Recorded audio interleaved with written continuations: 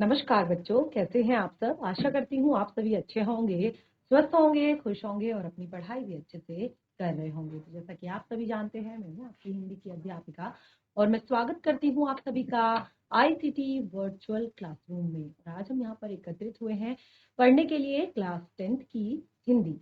Class 10th की हिंदी में हम यहाँ पर पढ़ रहे हैं हमारी क्षितिज पाठ्य पुस्तिका भाग 2 का चैप्टर लखनवी अंदाज। तो ये जो हमारा चैप्टर है ये लिखा गया है यशपाल जी द्वारा। और इस चैप्टर में, इस पार्ट में हम क्या पढ़ने वाले हैं वो आप आगे देखेंगे किस तरह से बहुत ही व्यंग्यात्मक ये लेख यहाँ पर लिखा गया है। और यहाँ पर ये बताने की कोशिश की गई है कि बिना कथ्य के कहानी नहीं लिखी जा सकती, यानी कि बिना कोई टॉपिक नहीं है, कोई भी ऐसा मुद्दा नहीं है, लेकिन ये साबित करने के लिए उन्होंने यहाँ पर ये कहानी लिखी कि बिना कथ्य के कोई कहानी नहीं लिखी जा सकती, लेकिन उसको पढ़ सकते हैं एक स्वतंत्र रचना के रूप में। तो देखेंगे बहुत ही इंटरेस्टिंग यहाँ पर एक कविता है, एक कहानी है जिसमें यहाँ पर जो लखनऊ के नवाब साहब हैं उनके चरित्र को बताया गया है कि किस तरह से वो अपना नवाबी जो एक रौब है, नवाबी जो रुतबा है वो वहां पर दिखाते हैं। तो उससे पहले हम यहाँ पर यशपाल जी के जीवन परिचय को थोड़ा सा पढ़ लेते हैं। तो देखिए, यशपाल जी का जन्म जो हुआ था वो 1903 में पंजाब के फिरोजपुर छावनी में हुआ था। तो ध्यान दीजिएगा, जब भी हम किसी भी चैप्टर को पढ़ते हैं पाठ के लेखक का नाम हमें याद करना होता है, क्योंकि देखिए परीक्षा के समय पे भी हमें होता है कि हमें चैप्टर और उसके लेखक का नाम याद होना चाहिए। और इससे क्या होता है, पाठ हमें अच्छे से क्लियर हो जाता है कि क्या कुछ हम पढ़ रहे हैं। तो यशपाल जी का जन्म जो है 1903 में पंजाब के फिरोजपुर छावनी में हुआ था। और प्रारंभिक शिक्षा कांगड़ा में ग्रहण करने के बाद लाहौर के नेशनल कॉलेज से उन्होंने बीए किया। और वहां पर उनका जो परिचय है वो भगत सिंह और सुखदेव से हुआ था। जो पंजाब के जो लाहौर का जो नेशनल कॉलेज था वहां पर उनका परिचय भगत सिंह और सुखदेव से हुआ था। स्वाधीनता संग्राम की क्रांति धारा से जुड़ाव के कारण वे जेल भी गए, क्योंकि उस टाइम पे देखिए अब 1903 की उनकी बात है जन्म की। तो उनका जो पूरा जीवन यानी कि उस टाइम पे सन 1900 से लेकर 1947 यानी कि इन 47 सालों में लगभग हमारे देश में ब्रिटिश शासन के खिलाफ बहुत सारी क्रांतियां हुई, बहुत एक तरह से आंदोलन हुए। और एक तरह से स्वतंत्रता की जो चिंगारी थी वो काफी ज्यादा भड़की हुई थी। एक पूरे देश में एक जोश था, एक उत्साह था कि किसी तरह से बस ब्रिटिश शासन को हमारे देश से जो है हटाना है, हमारे देश को स्वतंत्र कराना है। तो इस बीच जो यशपाल जी हैं वो भी काफी बार जो है स्वतंत्रता आंदोलनों में गए और एक बार वो उनके लिए जेल भी गए। और यशपाल जी की रचनाओं में जहां आम आदमी के सरोकार की उपस्थिति है, तो वहां पर यथार्थवादी शैली के विशिष्ट रचनाकार हैं। सामाजिक विषमता, राजनीतिक पाखंड और रूढ़ियों के खिलाफ ही उनकी प्रमुख रचनाएं हैं। और देखिए इनकी जो कहानी संग्रह है वो यहाँ पर देख लीजिए, जैसे ज्ञानदान, तर्क का तूफान, पिंजरे की उड़ान, वादुलिया, फूलों का कुर्ता उल्लेखनीय है। कुछ उपन्यास भी हैं इनके, जैसे झूठ सच, विभाजन की त्रासदी का एक मार्मिक दस्तावेज है। ये जो उपन्यास है झूठ सच, ये भारत का जब विभाजन हो रहा था उस टाइम पे, क्योंकि ये सब कुछ करीदरी ब्रिटिशर्स की ही थी। उन्होंने हमारे देश के लोगों को आपस में लड़ाया, उनमें फूट डाली। उनका एक तरह से एक एजेंडा था कि फूट डालो और राज करो। तो उन्होंने हमारे देश के लोगों को आपस में लड़ाया, झूठ बोला, अलग अलग तरह की बातें बनाई। तो उसी झूठा सच उपन्यास जो है भारत के विभाजन की त्रासदी का एक मार्मिक दस्तावेज है। अमिता, दिव्या, पार्टी कामरेड, दादा कामरेड, मेरी तेरी उसकी बात, ये उनके कुछ और अन्य उपन्यास हैं। और देखिए यहाँ पर बाकी बातें भी उनके बारे में लिखी गई है जो आप पाठ्य पुस्तिका से पढ़ सकते हैं। तो यहाँ पर देखिए जो ये चैप्टर है, जैसे मैंने आपको बताया कि इस पाठ में बताया गया है, जो ये चैप्टर है लखनवी अंदाज, किस तरह से ये व्यंग यहाँ पर साबित करने के लिए लिखा है कि कोई भी बिना कथ्य के कोई भी कहानी नहीं लिखी जा सकती, परंतु उसको एक स्वतंत्र रचना के रूप में पढ़ा जा सकता है।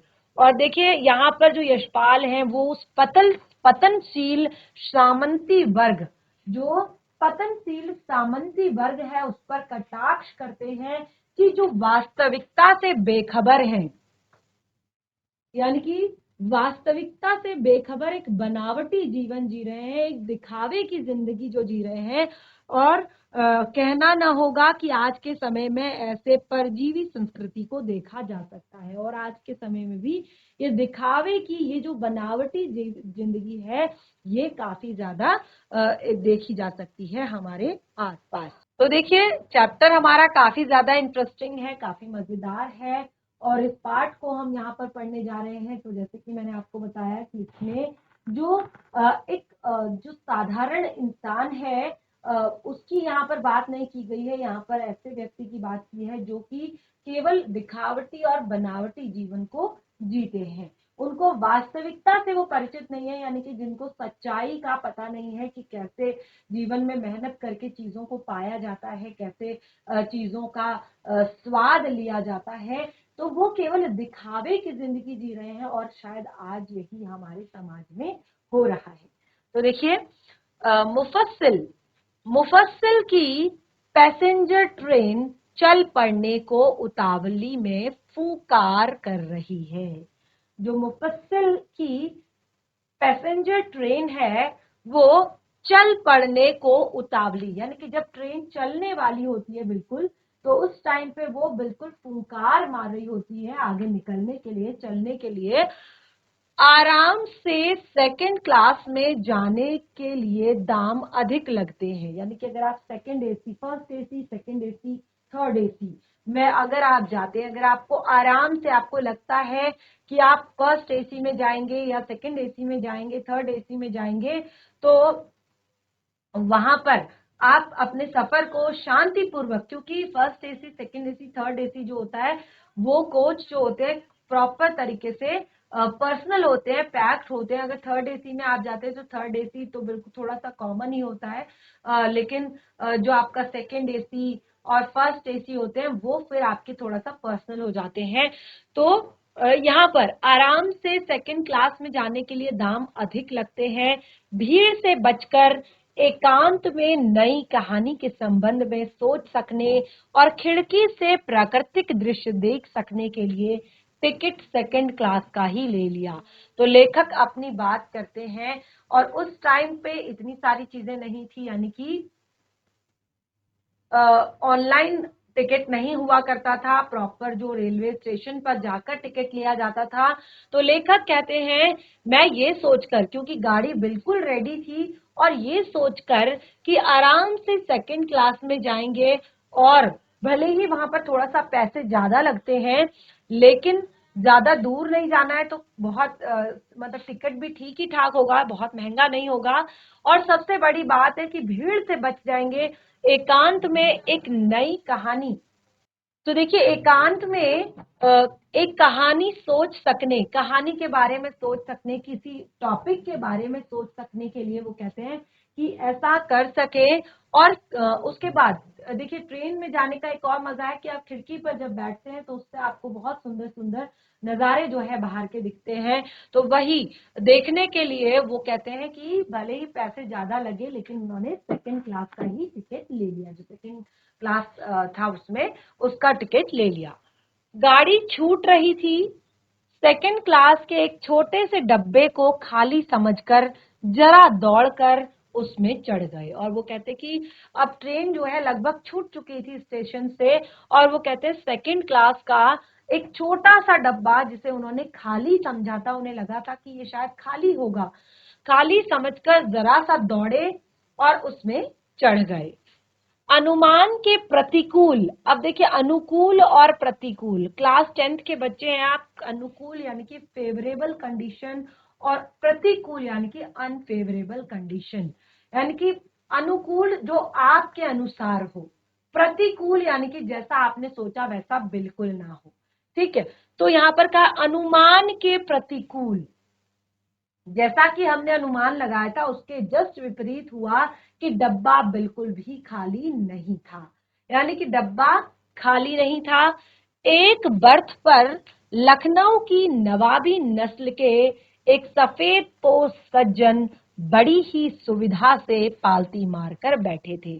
तो देखिए ट्रेन में कैसे बर्थ होती है, एक नीचे होती है, फिर ऊपर होती है, और फिर सबसे ऊपर होती है, या फिर एक नीचे और एक ऊपर, दो जगह पर होती है। ठीक है, तो इस तरह से वो कहते हैं कि एक बर्थ पर लखनऊ के नवाबी नस्ल के, ऐसा लग रहा था कि लखनऊ के कोई बड़े नवाब हैं, नवाबी नस्ल के एक सफेद पोश, सफेद पोश यानी कि जिन्होंने बिल्कुल सफेद कलर का कुर्ता पैजामा अच्छे से पहना हुआ हो, सज्जन बहुत सुविधा से, बहुत तरीके से बिल्कुल बैठे हुए हैं आराम से पालथी मारकर, और सामने दो ताजे चिकने खीरे तौलिए पर रखे हुए हैं, और बिल्कुल वो आराम से पालथी मारकर बैठे हुए हैं अपनी जो अपना जो बर्थ है उस पर, और उनके सामने दो साफ सुथरे सुंदर चिकने खीरे धुलाकर तौलिए के ऊपर रखे हुए हैं। डब्बे में सहसा कूद जाने से सज्जन की आंखों का एकांत चिंतन में विघ्न का असंतोष दिखाई दिया। अब देखिए शायद वह भी यही सोचकर जो है उसमें बैठे होंगे कि ये एकांत है, ये निर्जन है, और जब उन्होंने इस तरह से लेखक को उसमें चढ़ते हुए देखा तो उनकी आंखों में एकांत चिंतन को विघ्न, एकांत चिंतन में विघ्न का असंतोष दिखाई दिया, यानी कि साफ पता चला कि जैसे वो इस यात्रा को अकेले करना चाहते हो, लेकिन यहाँ पर लेखक के आने से उन्हें परेशानी हुई है। तो लेखक कहते हैं सोचा हो सकता है कि यह भी कहानी के लिए सूझ की चिंता में हो, या खीरे जैसे अपदार्थ वस्तु का शौक करते देखे जाने के संकोच में ना हो। तो देखिए वो ये कहते हैं कि उनको देखकर ऐसा लगा कि जैसे वो कहते हैं हमने सोचा कि क्या पता वो भी किसी कहानी को सोचने, किसी कहानी के विषय में सोचने के लिए की चिंता में हो, और या फिर खीरे जैसी अपदार्थ वस्तु। अब देखिए अपदार्थ वस्तु क्यों कहा है, क्योंकि यहाँ पर नवाबों की बात हो रही है, सफेद पोश एक व्यक्ति की बात हो रही है, तो वो खीरे जैसे अपदार्थ वस्तु को, जो जो कोई पदार्थ ही नहीं है, जिसको खाना बहुत ही एक तरह से नीच काम, छोटा काम कहा जाता है, तो वो कहते शायद वो चाहते हो कि खीरे जैसी अपदार्थ वस्तु का शौक करते उन्हें कोई देख ना ले, और शायद वो इसीलिए जो है बैठे हो वहां पर। नवाब साहब ने संगति के लिए उत्साह नहीं दिखाया। अब देखिए जब भी हम कभी भी बस में जाते हैं या ट्रेन में जाते हैं तो अक्सर थोड़ी देर बाद हम अपने पड़ोस के लोगों से बातचीत करने लगते हैं। तो लेखक कहते हैं कि उन्होंने बिल्कुल भी उत्साह नहीं जताया संगति के लिए, यानी कि फ्रेंडशिप करने के लिए, बातें करने के लिए। तो लेखक कहते हैं कि हमने भी उनके सामने की बर्थ पर बैठकर आत्मसम्मान में आंखें चुरा ली, कि हम भी तुरंत जाकर उनके सामने वाली बर्थ पर बैठ गए और तुरंत ही उनके सम्मान में हमने आंखें चुरा ली, अपने सम्मान में आंखें चुरा ली। आत्मसम्मान जो होता है, ठीक है, यानी कि वो उन्हें देखकर नहीं मुस्कुराना चाहते थे, वो उन्हें देखकर बात नहीं करना चाहते थे, अपना आत्मसम्मान बनाए रखने के लिए कि इसने नहीं, इन्होंने नहीं किया, इन्होंने नहीं पूछा तो हम भी नहीं करेंगे। तो अपने आत्मसम्मान को बचाने के लिए उन्होंने तुरंत ही उनसे आंखें चुरा ली। थाली बैठे कल्पना करते रहने की पुरानी आदत है। अब लेखक, क्योंकि वो एक लेखक हैं, और देखिए जो भी लेखक होता है, कहानीकार होता है, कवि होता है, उनकी एक आदत होती है कि वो किसी भी सिचुएशन में, किसी भी परिस्थिति में, किसी भी कंडीशन में खाली नहीं बैठते हैं। यानी कि उनका एक सोच का, एक विचार का जो दायरा होता है वो जो है बढ़ता जाता है, और वो एक तरह से उस पर वो कथा, कहानी, लेख जो है लिख सकते हैं।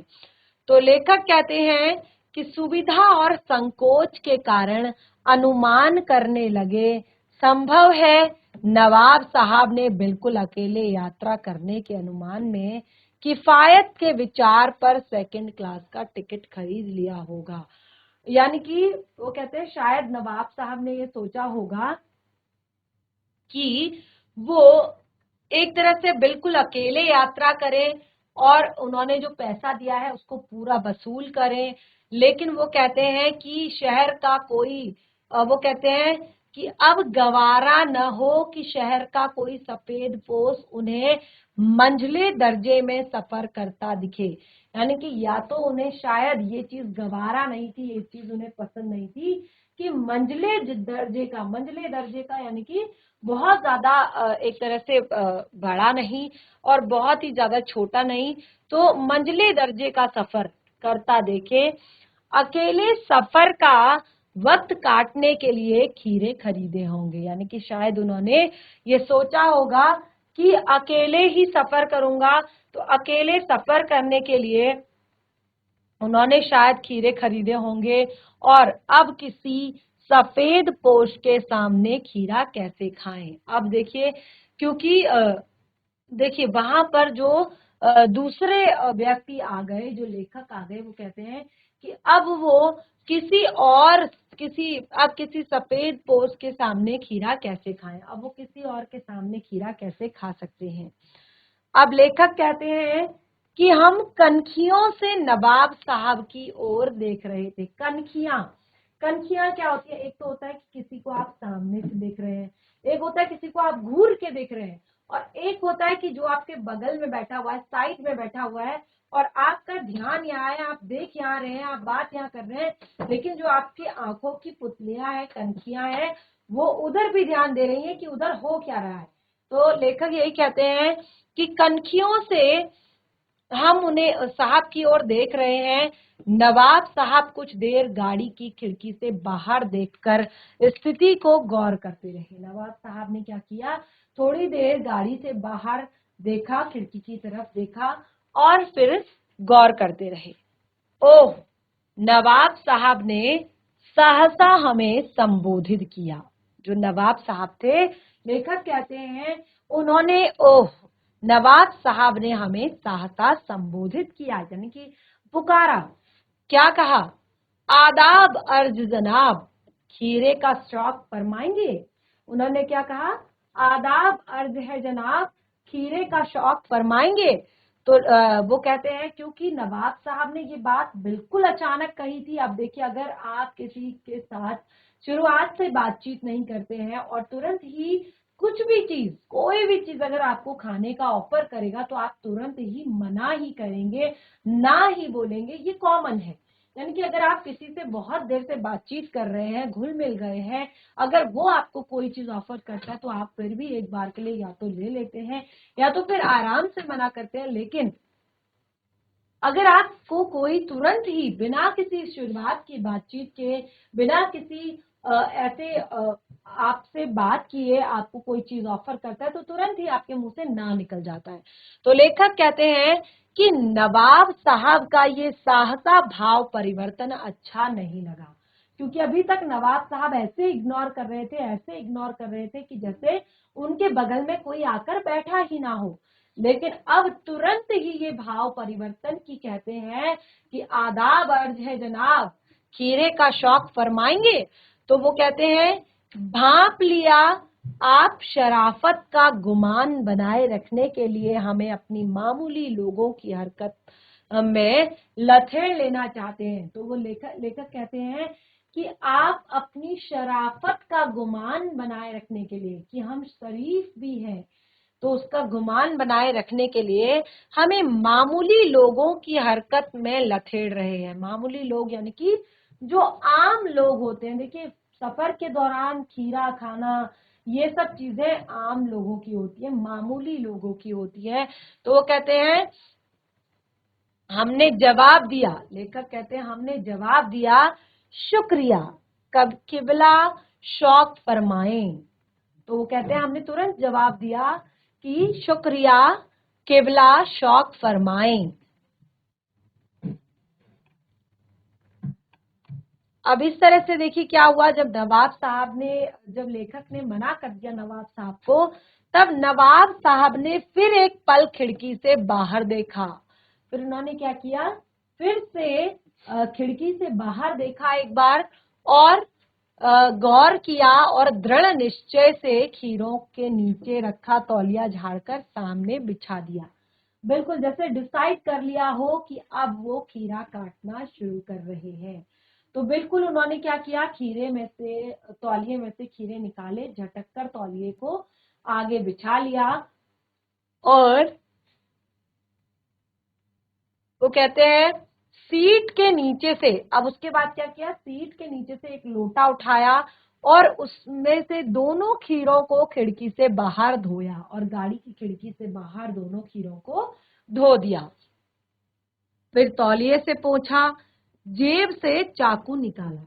उसके बाद क्या किया, जेब से चाकू भी निकाला और दोनों खीरों के सिर काटे और उन्हें गोद कर झाग निकाला। तो ये कॉमन सी बात है, आपने देखा होगा कि खीरे का कड़वापन हटाने के लिए, खीरे का कसैलापन हटाने के लिए उसके जो साइड्स होती हैं बिल्कुल इस तरफ इस तरफ, तो उनको दोनों तरफ से काट कर उसको चाकू से इस तरह से गोंद कर, फिर उसके जो ऊपर वाला पार्ट होता है उसको इस तरह से रगड़ कर बहुत सारा जो काला एक तरह से पानी है, कड़वा पानी जो है वो निकल जाता है। तो यहाँ पर भी बिल्कुल उन्होंने वही किया, और इससे स्टेशन पर खीरा बेचने वाले खीरे के इस्तेमाल का तरीका जानते हैं। जो लखनऊ स्टेशन था वहां पर खीरा बेचने वाले खीरे के इस्तेमाल का तरीका अच्छे से जानते हैं, यानी कि खीरे को कैसे इस्तेमाल किया जा सकता है, कैसे यूजलेस होने से बचाया जा सकता है। तो ग्राहक के लिए जीरा मिला नमक और पिसी हुई लाल मिर्च की पुड़िया भी हाजिर कर देते थे, कर देते हैं। तो वो कहते हैं कि जब लखनऊ रेलवे स्टेशन पर वो वहां पर पहुंचे तो उन्होंने खीरा बेचने वाले से खीरे का इस्तेमाल का तरीका जाना, और वो यहाँ पर बताता है कि जीरा मिला हुआ नमक, यानी कि जो जीरा मिला हुआ नमक होता है, पिसी हुई लाल मिर्च होती है, हरा धनिया होता है, हरी तो इस तरह से यहाँ पर वो बिल्कुल सब तरह से यहाँ पर एक तरह से बिल्कुल सामने हाजिर कर देते हैं उसको। तो नवाब साहब ने बहुत करीने से, जो नवाब साहब थे उन्होंने बहुत ही करीने से यानी कि बहुत ज्यादा तरीके से खीरे की फांकों पर उन्होंने क्या किया, खीरे को लंबा लंबा काटा और उसकी फांके बना ली। तो कहते हैं खीरे की फांकों पर जीरा मिला हुआ नमक और लाल मिर्च की सुर्खी भी बुरक दी। क्या किया, जीरा मिला हुआ नमक उसके ऊपर से डाला, और फिर सूखी हुई जो सूखी हुई जो मिर्च थी वो भी उसमें बुरक दी, और प्रत्येक भाव भंगिमा में जबड़ों तक स्फुटन के से स्पष्ट था कि उस प्रक्रिया में उनका मुख खीरे के रसोस्वादन से कल्पित हो रहा है। तो देखिए उनको यहाँ पर इस तरह का भाव आया, यानी कि जब उन्होंने क्या किया, जब वो सूखी मिर्च बुरक दी तो उन्होंने उन्हें एक तरह से जो जीरा मिला लाल मिर्च सूखी बुरक दी, और प्रत्येक भाव भंगिमा और जबड़ों के स्फुटन से स्पष्ट थे कि उस प्रक्रिया में उनका मुख खीरे के रसास्वादन से, यानी कि और चीज का कोई स्वाद नहीं था, खीरे के रसास्वादन की कल्पना से पूरा मुख जो है प्लावित हो रहा था। तो वो कहते हैं लेखक, हम कनखिया से देखकर सोच रहे थे, यानी कि वो फिर से उन्हीं कनखियों से देख रहे हैं, उन्हीं कनखियों से उनसे बातें कर रहे हैं, और ऐसा लगता है कि मियाँ जो है रईस बनते हैं, ऐसा लगता है कि मियाँ जो है कोई रईस बंदे हैं, लेकिन लोगों की नजरों से बच सकने के ख्याल में अपनी असलियत पर उतर आए हों। यानी कि अब यहाँ से वो लोगों से बच सकते हैं, यहाँ से लोगों का जो है कम होता है आना जाना, तो वो कहते हैं इसीलिए शायद वो ये सब ख्याल से, असलियत से, ये सब लोगों की नजरों से बच सकने के ख्याल में अपनी असलियत पर उतर आए। लेखक कहते हैं नवाब साहब ने फिर ने एक बार हमारी ओर देख लिया। नवाब साहब, लेखक कहते हैं कि नवाब साहब ने एक बार जो है हमारी तरफ भी देख लिया था और उन्होंने कहा, वल्लाह शौक फरमाइए लखनऊ का बालम खीरा। अब आप इस चीज को ना यहाँ चित्र में देखेंगे तो आपको बहुत अच्छे से क्लियर होगा। देखिए, ये है आपकी पाठ्य पुस्तिका का चित्र और देख सकते हैं कितने अच्छे से जो सफेद पोश सज्जन है वो बैठे हुए हैं और खीरा का रसा स्वादन ले रहे हैं।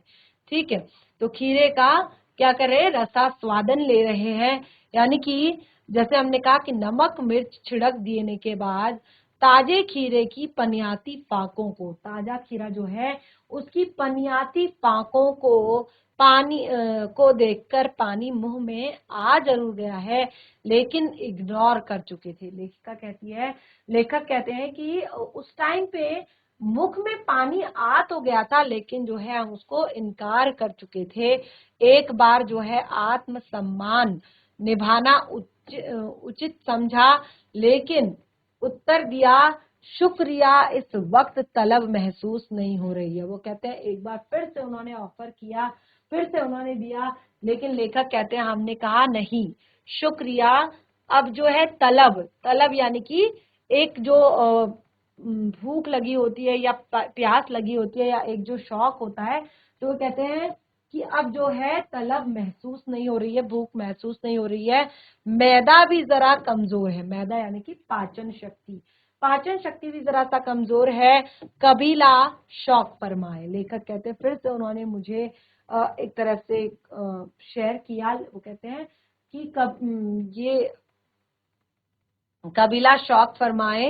नवाब साहब ने तृष्णा आंखों से नमक मिर्च के संयोग से चमकती खीरे की फांकों की ओर देखा और खिड़की से बाहर देखकर दीर्घ निश्वास लिया। अब देखिए, आप देख सकते हैं कि उन्होंने किस तरह की बात यहाँ पर की है कि उन्होंने जो नाना साहब थे उन्होंने क्या किया, तृष्णा आंखों से नमक मिर्च के संयोग से चमकती है और खीरे की फांकों की और देखा और खिड़की से बाहर फेंक दिया। उन्होंने क्या किया, खीरे की तरफ देखा, उसका रसा स्वादन लिया, उसको अच्छे से सूंघा और फिर खिड़की से बाहर फेंक दिया और दीर्घ निश्वास लिया उसके बाद, क्योंकि जो थोड़ी देर हमने रोका रहता है मुंह में, तो वो कहते हैं उसके बाद दीर्घ जो है निश्वास किया यानी कि श्वास छोड़ा।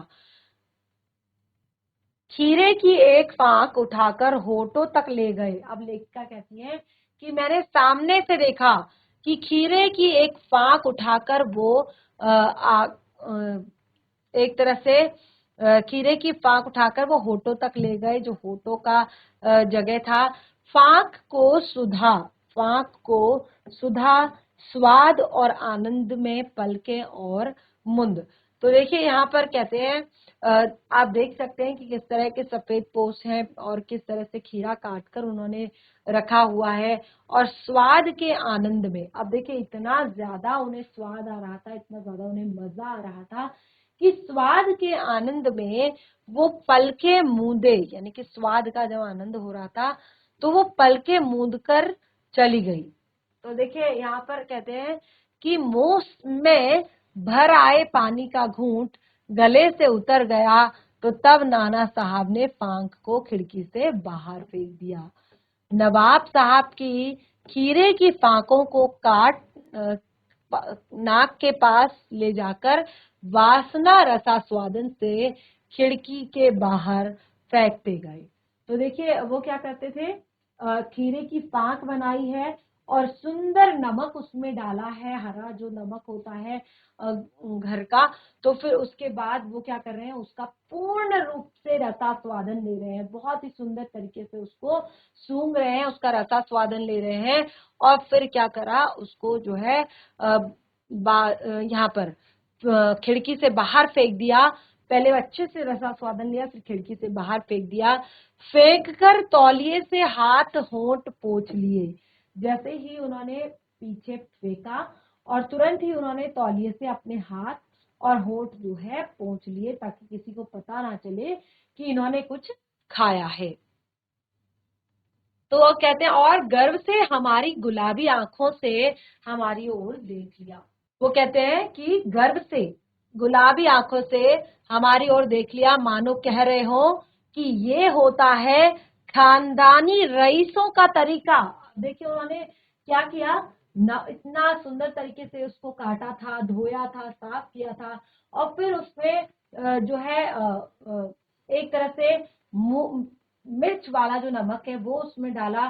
तो इस तरह से उनके मुंह में भी जो है एक तरह से पानी आ रहा था, यानी कि वो कहते हैं वो क्या किस तरह से खा रहे थे, वो पहले पूरा उसका रसा स्वादन ले रहे थे और फिर श्वास को बाहर छोड़ रहे थे, और जो खीरे का टुकड़ा था उसे खिड़की से बाहर फेंक दे रहे थे। और नवाब साहब ने जब खीरे की फांकों को खिड़की से बाहर फेंका, यानी कि तुरंत ही उनका वो जो फांके थी वो खिड़की से बाहर फेंकते गए और तुरंत ही वो खत्म हो गया। और उसके बाद जो है उन्होंने इस तरह से, जैसे जब हमारा खाना खत्म हो जाता है ना, हम क्या करते हैं, हाथ धोते हैं, ठीक है। तो रसा स्वादन करके वो खिड़की से बाहर फेंकते गए। नवाब साहब ने खीरे की सब फांकों को खिड़की के बाहर फेंककर तौलिए से हाथ होठ और मूछे हाथ होठ पोंछ लिए और गर्व से गुलाबी आंखों से हमारी ओर देखा, जैसे बता रहे हो कि ये है रईसों का खानदानी तरीका, यानी कि जिस चीज को वो खाते हैं तो बिल्कुल इसी तरह से खाते हैं। अब देखिए नवाब साहब खीरे की तैयारी और इस्तेमाल से थक कर लेट गए। अब नवाब साहब बहुत थक चुके थे, उन्होंने खीरे को छिला था, बकायदा काटा था और उसके लिए प्रॉपर तरीके से नमक जो बनाया था। तो इस तरह से अब खीरे की तैयारी करते करते वो बहुत थक गए और इस्तेमाल से थक कर लेट गए। तो यहाँ पर लेखक कहते हैं हमें तस्लीम में खम कर लेना पड़ा यह खानदानी हजीब नफासत और नजाकत। वो कहते हैं हमें तस्लीम में खम रख लेना पड़ा, यह है खानदानी तहजीब और नजाकत। तो यहाँ पर दिखाई देती है जो खानदानी एक तरह से तहजीब है, तमीज है, नफासत है, नजाकत है, ये सारी चीजें। तो देखिए यहाँ पर क्या बताया फिर उन्होंने, यहाँ पर उन्होंने बताया कि हम गौर कर रहे थे खीरा इस्तेमाल करने के इस तरीके को, खीरे की सुगंध और कल्पना की से संतुष्ट होने का सूक्ष्म, नफीस या एब्स्ट्रैक्ट तरीका जरूर कहा जा सकता है, परंतु क्या ऐसे तरीके से उदर की तृप्ति भी हो सकती है। यानी कि जिस तरह से तुम लोगों को अपनी बनावटी जिंदगी के बारे में बता रहे हो, बनावटी जिंदगी आप दिखा रहे हो, तो क्या इसी क्रम में जो है आगे जो सूक्ष्म, नफीस या स्ट्रैबैक तरीका जरूर कहा जा सकता है। वो कहते हैं क्या इन तरीकों से हम आप भी इन तरीकों से ऐसे तृप्ति हो सकती है, उदर की तृप्ति होगी, यानी कि पेट पूजा होगी। नवाब साहब की ओर से भरे पेट को ऊंचे शब्द का डकार सुनाई दिया और नवाब साहब ने हमारी ओर देखकर कहा खीरा लजीज होता है, लेकिन होता है शकील, नामुराद मैदे पर बोझ डाल देता है। अब देखिए जब उन्होंने, लेखक ने उनकी तरफ देखा तो वो उन्हें एक्सप्लेन करने लगते हैं, बताने लगते हैं कि ये खीरा होता तो अच्छा है, खाने में भी अच्छा होता है, स्वाद में भी अच्छा होता है, लेकिन ये थोड़ा सा क्या होता है, गैस थोड़ा सा जो प्रॉब्लम होती है। यहाँ पर बताया कि डकार जो आती है हमें उसका बोझ जो है डाल देता है, यानी कि मैदे पर डाल देता है उसका बोझ। तो यहाँ पर देखिए ज्ञान चक्षु खुल गए। लेखक कहते हैं हमारे ज्ञान चक्षु जो थे वो खुल गए। पहचाना कि नई कहानी के लेखक, उनके ज्ञान चक्षु खुल गए और पहचाना ये है नई कहानी के लेखक, यानी कि ये है नई कहानी के लेखक। खीरे की सुगंध और स्वाद की कल्पना से पेट भर जाने का डकार आ सकता है, तो बिना विचारे घटना और पात्रों के लेखक की इच्छा मात्र से नई कहानी क्यों नहीं बन सकती। वो कहते हैं जब खीरा बिना खाए उसकी खुशबू लेकर जब डकार आ सकती है पेट भरने की, तो फिर बिना किसी तथ्य के, बिना किसी ऐसी चीज के, मुद्दे के कोई कहानी कैसे लिख सकता है। तो लिखी जा सकती है। इस बात को प्रूफ करने के लिए उन्होंने ये पूरा चैप्टर जो लिखा है, आप देखेंगे पार्ट बहुत ज्यादा इंटरेस्टिंग है। और नेक्स्ट सेशन में हम इसको एक बार रिवाइज करेंगे और साथ ही फिर इस पार्ट से जुड़े हुए प्रश्नोत्तर डिस्कस करेंगे। बाकी एक बार चैप्टर को घर पर रिवाइज कीजिए, कोई भी डाउट होता है तो नेक्स्ट सेशन में जरूर क्लियर कीजिए। तब तक के लिए धन्यवाद। आपका दिन शुभ।